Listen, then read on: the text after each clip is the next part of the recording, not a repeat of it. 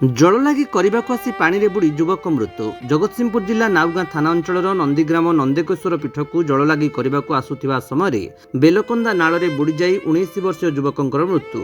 सूचना मुताबक नाउगां थाना अंचल तिरुणा अंचल वासुदेव दास को एकमात्र पुओ वेदव्यास दास आज भोर समय निज ग्राम निकट में प्रवाहित होउथिबा बाउंस जोरीरू पानी आनी नंदेकेश्वर निकट को जल लगी करने दहीपाल बेलकंदा रास्ता दे आसुथिबा समय नंदीग्राम को संजोग करुथिबा बेलकंदा नाली दे अतिक्रम करुवा समय सेठारे बुड़ी जाई निखोज हो जाइथिले। परिवार लोके बहुत खोजाखोजी करी न पाइबारु नाउगां अग्निशम बाहिनी को सूचना देइथिले। नाउगां अग्निशम बाहिनी घटनास्थल रे पहुंची बहु खोजाखोजी परे मृतदेह को उद्धार करिथिला। अन्यपटे घटनास्थल रे उत्तेजना परिस्थिति सृष्टि हेबा सहित स्थानीय लोके ग्राम्य उन्नयन विभाग अवधि सरिथिले मध्य पोल और रास्तार निर्माण कार्य अधा पंतरिया होई रहिथिबा बेले एई घटना घटिथिबा नै स्थानीय लोके दाबी करी दीर्घ समय धरी मृतदेह अटक रखी ठिकादार को उक्त स्थान को डाकिबा पई दाबी करिथिले। तासह सेठार मृतदेह को नाउगां मेडिकल सम्मुख में अटक रखी रास्ता अवरोध करी स्थानीय बासिंदा रहिथिले। अन्यपटे नाउगां वीडियो निरंजन परिडा और नाउगां थाना अधिकारी देवाशीष पंडा लोकमानंकु बुझासुझा करिबा परे लोके विक्षोभ और ओहरी जाई मृतदेह को व्यवच्छेद निमंते पठाइथिले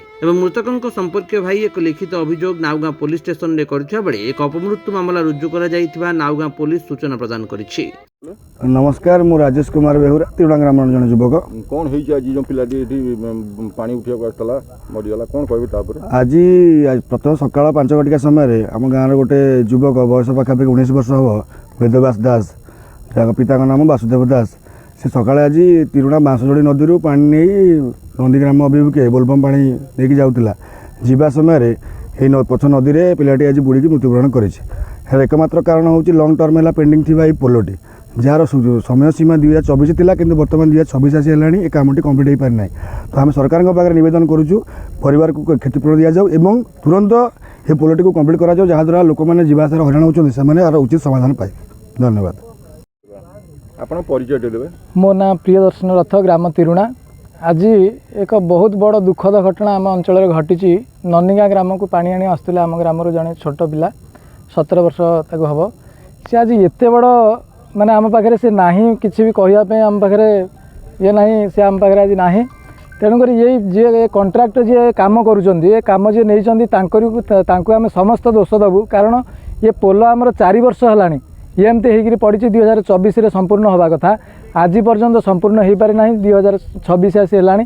तेणुक ये बहुत लोक असुविधार सम्मुखीन होती ये बहुत जमी रे पानी रोचे पानी सप्लाई होनी बहुत लोक ये हईराण होती आमको निहाती गवर्नमेंट पाखे ये निवेदन करुचु आमको ये माने जी चली जाइए परिवार को क्षतिपूरण दिंतु आम कृतज्ञता लाभ करूँ। जय जगन्नाथ। आपन परिचय देबे? मो दादा पुओ भाई से मो तो बड़ा पुओ गाँ तिरुणा। हाँ कौन कहबे कौन होई आज केमती कौन सकाळू पानी भार आनिक आसला एपटे आसो ये पोल अधार आई पोल जुगुरु से पानी रे पड़िकी भासिकी मरीगला आउ गोटे पुओ आउ कहीं ना सरकार पाखे एतिकी आवेदन करूँ माने परिवार को क्षतिपूरण दो आ ये जो कंट्राक्ट उपरे दृढ़ कार्यानुष्ठान निया। नाउगां वैष्णव रावल रिपोर्ट विश्व विजयी न्यूज ओडिशा।